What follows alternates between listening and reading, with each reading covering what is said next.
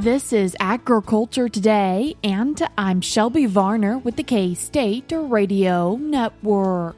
Beginning today's show is Justin Smith, Kansas Animal Health Commissioner, as he discusses a horse virus that has recently been talked more about and how horse owners can help protect their animals. Chelsea King, Nutrition, Food Safety, and Health Extension Agent in Johnson County, continues the show as she explains energy drinks, the concerns with them, and potential alternatives. K-State dairy specialist Mike Brouk ends the show saying how managing the reproductive status of the herd is something dairy producers can control and that today's technology makes that easier. That and more is coming up ahead.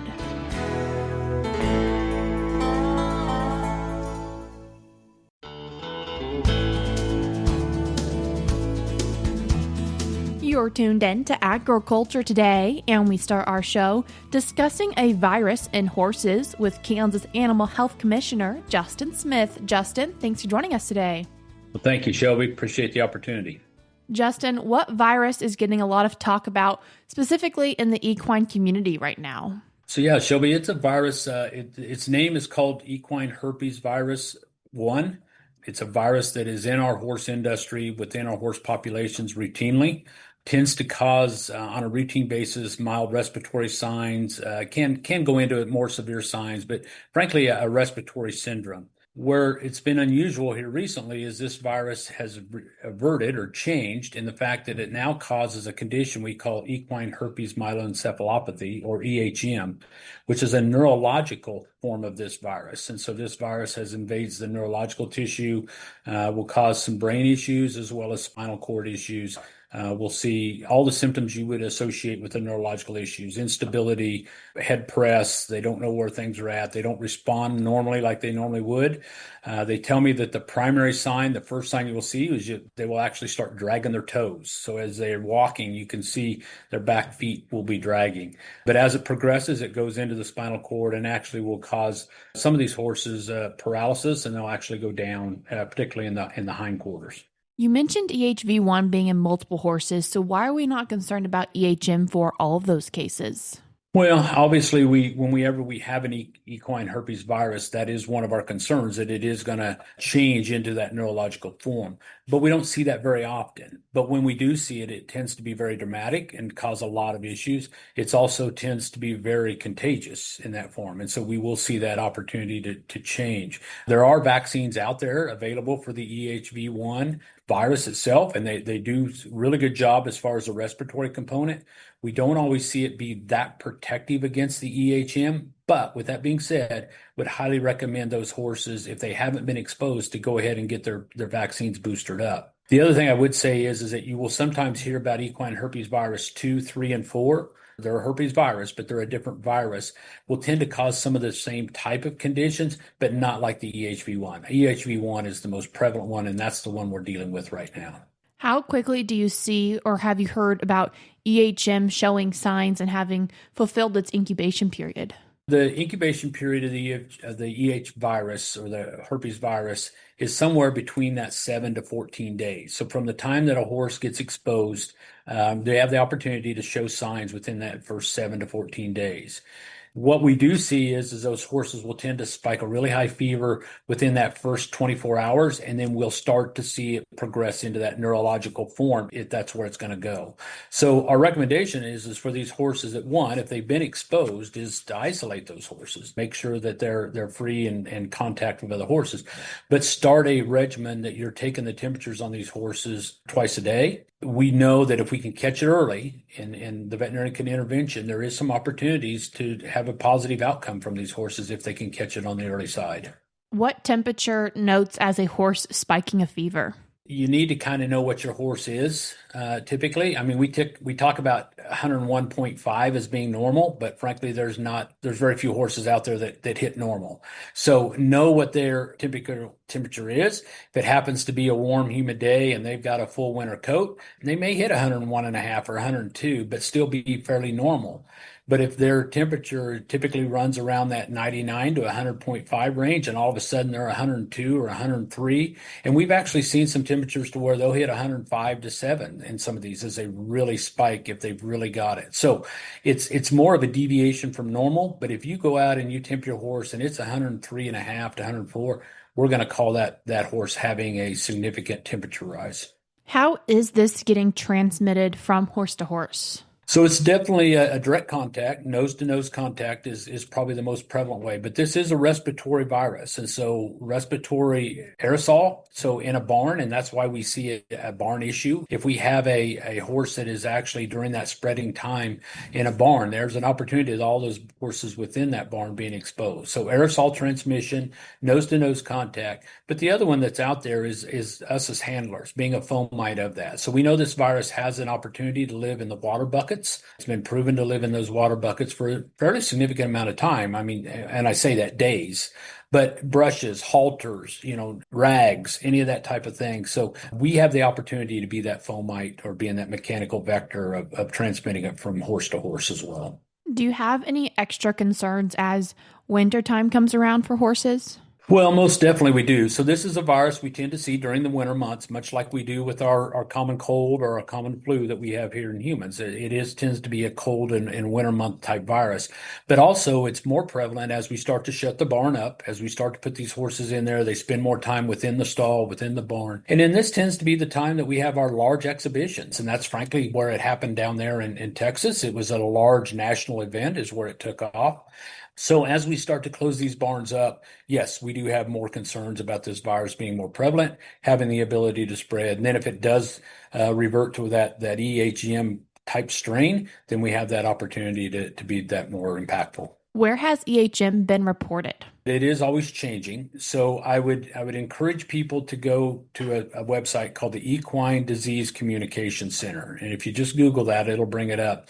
They have a phenomenal page as far as giving a summary of where it is nationally. The initial outbreak started in Texas at an event. We spread it from there, via horse movements and stuff like that. We did see some in Oklahoma as well. Horses that were exposed to that particular event that became positive, we've seen them in Wyoming, we've seen them in Colorado, and I think New Mexico from that particular event that were actually at that event. The other thing that's very confusing in this deal is we're actually this weekend, we've seen reports coming out of Pennsylvania and Arizona from positives as well. What's really frustrating or confusing about these horses is that they had no connection to the Texas or Oklahoma horses based on their epi research that they've done. These were another population of horses. One happened to be a set of draft horses, but they did see EHV1 in those horses and seen the EHM syndrome within those horses as well. So I guess the best thing I can draw out there is we know EHV1 is a wintertime deal, and that there's something out there that has allowed these horses to be more susceptible to it. I would caution people, wherever they happen to go, use the knowledge, do your research prior to going to any kind of event, traveling, whatever, and making sure that, that you can do what you need to do to protect your own horses. Any concern about other animals getting this? Not with this particular virus, no. This is strictly an equine disease. So when we say equine, obviously our donkeys, our mules, our horses, our zebras, any of those exotic type equine are available as well. But no, this is strictly an equine disease. This gives us the great opportunity for some biosecurity reminders. And so, Justin, what are your top ones you'd like to remind our livestock producers about? Well, I think the first thing is, and you're right, this is what's gonna break this disease, and this is what's gonna break this cycle is the biosecurity component of it. So again, as you plan your travels, if you're moving, if you are going to expose your horses to other horses at events, just do your homework. Make sure that the show itself, the exhibition itself, has got the proper processes in place. If you can go there and show and get out of there, yeah, that's fantastic. We tend to see this happen at events that tend to stable horses overnight or an extended period of time. So exposure is a big deal. So if you can prevent or maximize the area between other horses and yourself and your horses, you've done a phenomenal job. Don't tie up to the fence rail next door to the neighboring horse. If you can put a stall between your horse and their horse to prevent that nose-to-nose contact, fantastic. Put up some sort of a tarp barrier between stall fences or whatever. But the big thing is just be cognizant of it. Monitor your horses, get the proper certificates of veterinary inspection and veterinary protection that you need, and as well as just make sure that when you're handling your horses, you are carrying something from some other facility. Change those boots, change those, your clothes, your outside clothes. Make sure if you've used water buckets at a facility, make sure that you take and wash those up, clean them up with Clorox water, that type of thing. Do the disinfectant on those bits and those bridles and halters, anything that might have exposure. And then lastly, when you come home from that event, isolate your horses. Don't put your horse back into your general horse population. Give it, that 14-day isolation period just to make sure that we're not going to bring something back home. And at the mention of shows, you are currently not requiring people to not go to shows. That is currently the show committee's decision on whether shows are going to happen or not in Kansas. That is correct. Yep. Kansas, we haven't instigated any type of new regulations or new requirements. We've talked to several event organizers and we've talked them through the process, but if they elect to cancel that event, that's on them. They've assessed their risk and what they want to take on as risk, and they've determined that's probably the best for their event. So at this point in time, nothing's been, mandated to be closed here in the state of Kansas. With that being said, I would caution people if they are traveling out of state to other facilities or other events, make sure that you call ahead to that state animal health official, because there are several states that have initiated additional requirements, and a lot of those being timed CVIs or health papers, and the fact that they've got to have a health paper within 72 hours or 5 days prior to the movement versus our typical 30 days that we tend to recognize. Justin, I appreciate you taking the time to join us today. Excellent. No problem. Thank you very much. And again, appreciate the opportunity. That was Kansas Animal Health Commissioner Justin Smith. I will link the Equine Disease Communication Center in today's show notes on agtoday.net. We're cutting to a short break now, but we'll be right back.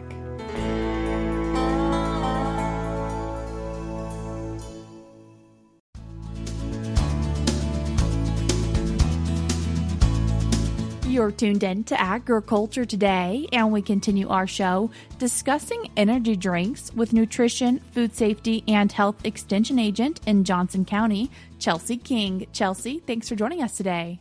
Hi, thank you for having me. Chelsea, as we're talking about energy drinks, what qualifies an energy drink as an energy drink?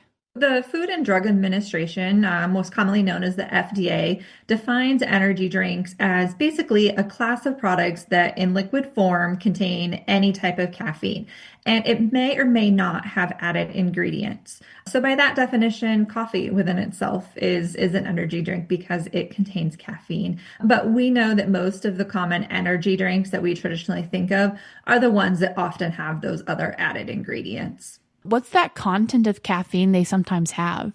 The first energy drinks actually appeared in the US in 1949, but probably didn't become popularized until the late 1990s when the first energy drink came onto the scene from the Red Bull, which we commonly know. And there's actually more than 500 different energy products available on the market today. Within that, we have a wide range of content of caffeine, and it really does depend on the serving size. We have lots of different energy drinks on the market, from coffee that has extra caffeine added. We also have other like sports enhancement drinks from Gatorades to other brands. And then we have just our teas also have regular caffeine, our black teas and our green teas. And then our sodas also have caffeine. So a 12-ounce can of soda can have 35 or more milligrams of caffeine. So we have this whole range of caffeine. And often you will find the caffeine listed on whatever product you are consuming.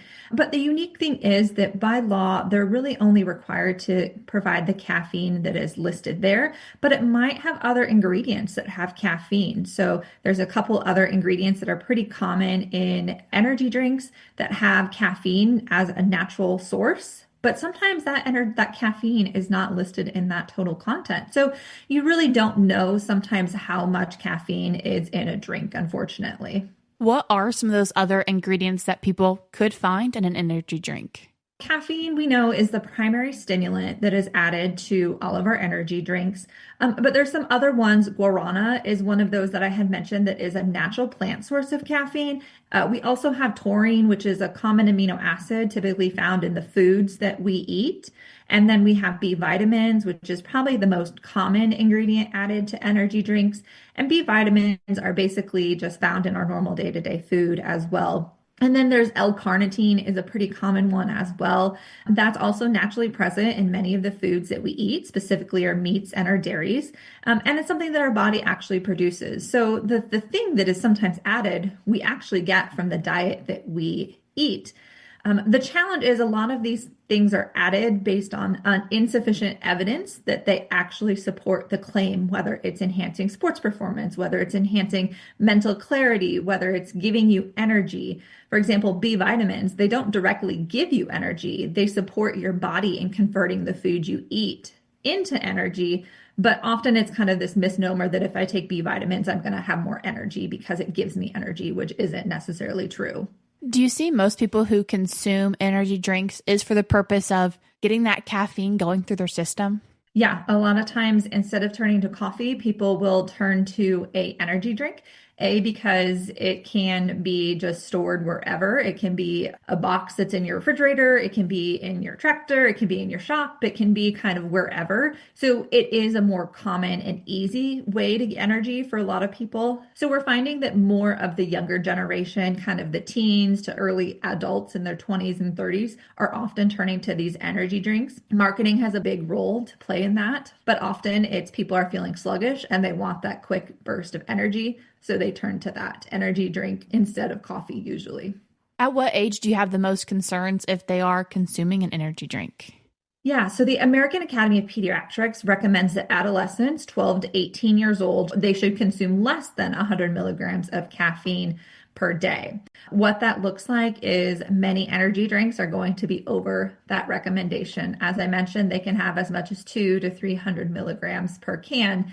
It is recommended that children under 12 consume zero caffeine at all. So if your child is consuming a cup of coffee a day at 12, that is a concern because no caffeine is recommended for children under 12 years old.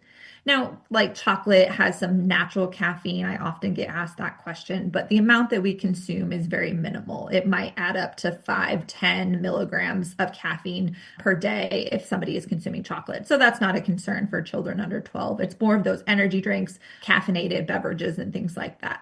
And then for most adults, the FDA states that consuming up to 400 milligrams of caffeine a day is generally not associated with dangerous or negative side effects for most healthy adults.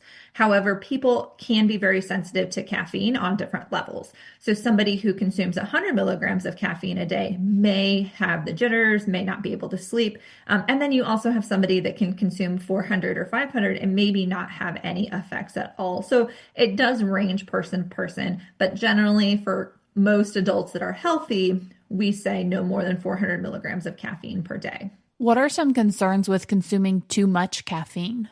Short-term and long-term effects with consuming too much caffeine. Specifically, when we're talking about energy drinks, one of the major ingredients of energy drinks as well is sugar. So often sugar is added to make it taste good. There are some sugar-free ones available on the market, but an energy drink could have more sugar than a 20-ounce soda. So we don't think that energy drinks might have soda, but they do. And therefore, increase of sugar intake is going to potentially increase in weight gain. If you already have prediabetes or kind of insulin regulation issues, it could make your insulin and sugar regulations worse. Some people are very sensitive where they can get high blood pressure. There was a study looking at teens and their blood pressure stayed elevated up to 4 hours after they consumed those energy drinks. And then probably another big one is the insomnia or sleep disruptions. So sometimes people think it doesn't affect them, that they just are a poor sleeper. But what I recommend is taking a look at how much caffeine you're consuming in a day. Are you having that energy drink at 3 or 4 in the afternoon for your afternoon pick-me-up? And then are you having trouble sleeping at night? Because that is probably one of the most common ones. Some people can also have issues with headache and nausea. And the other thing is that caffeine can also make, like a long-term effect, could make quitting other substances and limiting alcohol less. So it could be a challenge where combining alcohol and caffeine often lead to that increased addiction. And then we know that cravings and withdrawal symptoms, if you drink a lot of caffeine, have a lot of energy drinks, and you don't have an energy drink for a day or two, you might start feeling some of those withdrawal symptoms from that caffeine not being in your system. If someone is looking to cut back their caffeine but are still kind of needing that pick-me-up, what are some alternatives? So one of the reasons that people turn to caffeine and energy drinks is because they're feeling sluggish and tired. So the main things to focus on is we want to eat a healthy diet, we want to engage in physical activity, we want to have good sleep habits, and then we want to make sure that we are drinking plenty of water. So when we talk about healthy eating, what that looks like is we want to make sure that we are having kind of following the My Plate, which encourage us to have half our plates fruits and vegetables, a quarter of our plates protein, a quarter of our plate carbohydrates. And what that means is that when we are eating food, it is giving us the energy. The brain and the body needs carbohydrates as their primary source of energy. And so if we are not eating, we are going to feel sluggish and tired. I think we've all been there where we've been super hungry. We just feel kind of weak. We don't really have much strength. And that is because our body needs food to provide that energy. And so making sure that we're not just eating that sandwich with no vegetables or fruits, that it's really that kind of holistic approach when we talk about healthy eating. A lot of people skip breakfast, and that is the number one thing, that they skip breakfast and just turn immediately to that caffeine through the coffee or the energy drink because they're tired and they don't have any food in their belly to give them the energy. So starting with a good breakfast is going to provide you that morning energy that you need. Physical activity, we know that being physically active, whatever that might look like, increases oxygen. It also helps our body create and use energy, and it improves our sleep. So if we're not sleeping well, let's take a look at, are we sitting most of the day? Even in the tractor, right? If we're sitting in the tractor for 8, 10, 12 hours a day and not moving our body, we're not burning the calories and we're not creating energy by moving our body. And so that is a really important piece to add to our routines, even if we are, quote, think we're active by being out in the field. We might not actually be as active as what we think. And then sleeping, most adults need anywhere from 7 to 9 hours of sleep. It's when the body repairs and recovers and when it restores those energy supplies. It also helps with our mood and our cognitive function. So if our brain is feeling foggy, we often also turn to caffeine through energy drinks or coffee to help give us that kind of mental clarity, which is one of the things that these energy drinks claim, is that they provide mental clarity, they help with focus, but often it's just we don't get enough sleep. And teens need 8 to 10 hours of sleep, so they actually need even more. And then the last thing is drinking water. So we know that being dehydrated, most of us as society are chronically dehydrated. We do not drink enough water. Drinking enough water will improve our energy levels. When we're dehydrated, our body also just doesn't work as well as what it does when it's fully hydrated. Chelsea, I appreciate you taking the time to join us today. Thank you. That was Nutrition, Food Safety, and Health Extension Agent in Johnson County, Chelsea King. We're cutting to a short break now, but stick around because we have more for you up ahead.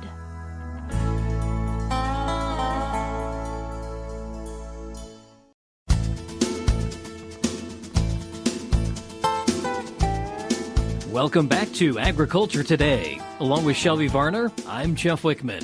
We end today's program with this week's milk lines. As dairy producers look for ways to survive narrow margins heading into 2026, K-State dairy specialist Mike Brouk says that feed costs, typically 50 to 55% of an operation's total production costs, can be volatile and is out of the producer's control. However, managing the reproductive status of the herd is something they can control.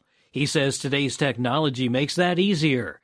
This week, Mike encourages producers to consider how investing in new technology can actually save them money in the long run. Today, I'd like to visit with our Kansas dairy producers concerning an announcement, a couple of announcements actually that were made the past week or so. One of those was the advance price for Class 1 milk for December. It was up over $1 a hundredweight, so that's a nice trend in the right direction for us. And as we think about increases in milk price and we think about moving into 2026, that is a bright spot for us. Although I think due to the level of production that we're seeing across the United States as well as here in Kansas, likely the 2026 milk prices will not be as robust as we would maybe like. So as we think about our dairy farms, when we think about the next year, what are some things that we can do to improve our efficiencies, and how can we survive narrow margin issues? Well, a couple of things that you might be thinking about. Number one, our feed cost, which represents somewhere between 50 and 55% of our total cost of production, remains a concern as we move down the road. Right now, we're enjoying some lower prices for feed grains as well as soybean meal. However, depending on what happens with the international trade situation, those things could be a bit volatile, and we could see some increases as we go into 2026. So what are some things that you can maybe control on your farm that might improve your profitability? Well, one of the things I would really encourage you to look at is your reproductive records and how you actually manage the reproductive status of each of the cows in your herd. You know, as we experience a great expansion in technology associated with heat detection and animal health detection, disease, and other things, it might be something that we need to consider on many of our dairy farms if we have not already utilized that type of technology. That technology today is very good. It does cost money, so that is a concern for us. But what I would encourage you to do is look at the way it might save you dollars. You know, as we look at the value of a pregnancy in our dairy herd, it may be $300 or more today.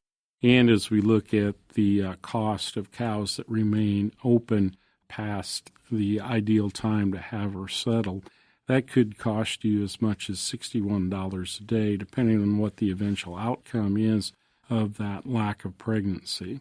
Now, those are real dollars, and yes, they do take a while to accumulate into your bank account after you commit to the technology.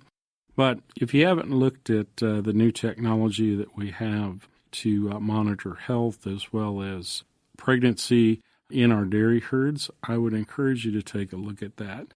Every day that we can gain in terms of reducing days open in our herd is a valuable future income for our dairy herd, and that will occur regardless of what the price of feed or what the price of milk might be. So if you haven't looked at the technology, I encourage you to take a look at it. There are many different suppliers out there. Many of these have been utilized in our dairy herds across the country and around the world for decades now. And so some of this is not exactly new technology, but it gets better every year, and there are new things that they can monitor and help us detect disease in our animals early and give it the attention that we need to our breeding programs as well as our herd health programs in our dairy herds. This is Mike Brouk with K-State Research and Extension. Thanks, Mike. And that'll do it for this edition of Agriculture Today. For Shelby Varner, I'm Jeff Wickman. This is the K-State Radio Network.